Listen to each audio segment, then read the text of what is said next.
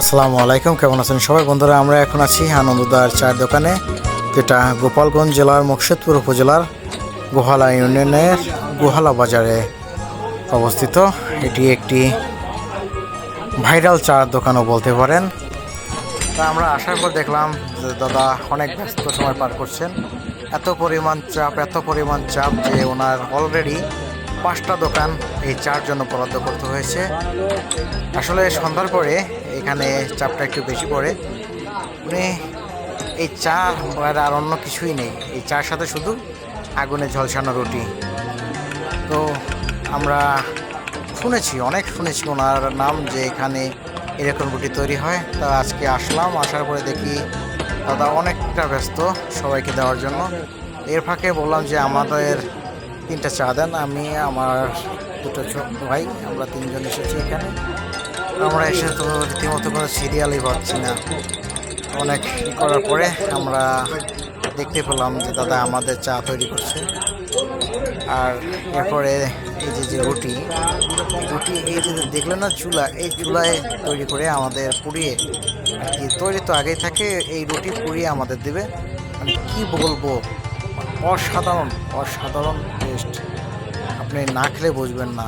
যদি এই স্বাদ আপনি উপলব্ধি করতে হয়, আপনাকে অবশ্যই চলে আসতে হবে গোয়ালা বাজারে। গোয়ালা বাজারে আসার পরে নদীর পাড়ে যে বাজারটিতে ঢুকতেই আপনি এই চায়ের দোকানটা দেখবেন। অবশ্য আপনি গোয়ালা এসে যে কাউকে বললেই হবে যে আমি আনন্দদার চায়ের দোকানে যাব, তবে যে সে আপনাকে দেখাই দেবে। তো আমাদের চা অলরেডি হিট হচ্ছে, কিছুক্ষণ পরে আমাদের চা দিয়ে দেবে। এখন আমাদের রুটি পোড়ানো হবে। আমরা যেহেতু 3জন, আমাদের জন্য 3টি রুটি পোড়ানো হচ্ছে। আসলে এত পরিমাণ চায়ের চাপ থাকে যে অল টাইম আগুন এরকমই হিট থাকে যে ধরা মাত্রই দেখা যায় যে রুটিটা ঝলসে গেছে, এমন একটা অবস্থা। দেখতেই পাচ্ছেন যে কতটা হিট এই চুলায়। আসলে এখানে না আসলে আপনি বুঝতে পারবেন না এখানে এত পরিমাণ ভিড়।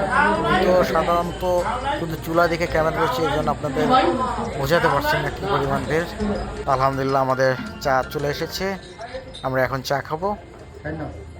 এই তো আমাদের চা আর সাথে পোড়া রুটি, একটা অন্যরকম অনুভূতি কাজ করতে আছে। আমি শুনেছি আর এখন এটা খাচ্ছি। বিশ্বাস করুন, অনেক অনেক অনেক এই আনন্দদার চায়ের। তো দেখি কি অবস্থা চার স্বাদ। তো দেখতে থাকুন।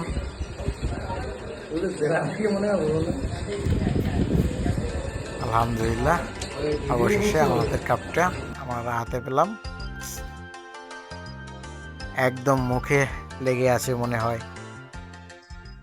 সময় করে একদিন এসে খেয়ে যাবেন, সত্যি অতুলনীয়, অমৃত।